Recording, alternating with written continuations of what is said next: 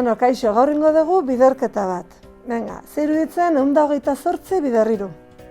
Vale. Idatziko dugu hor biderketa, oso ondo, 128 bider 3. Primeran, eta lehenengo pausoa zein da, zingo dugu zenbakiarekin.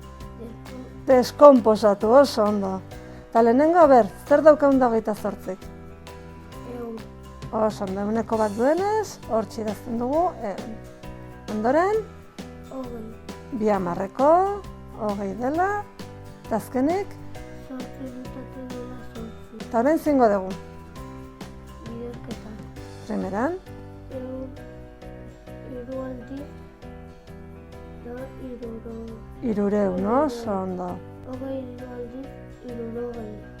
Oso ondo, 8 hiru aldiz, 24. oso ondo, Jon. Eta orain zer egingo dugu? Behin biderketa hauek egin ondoren, 3hirurogei.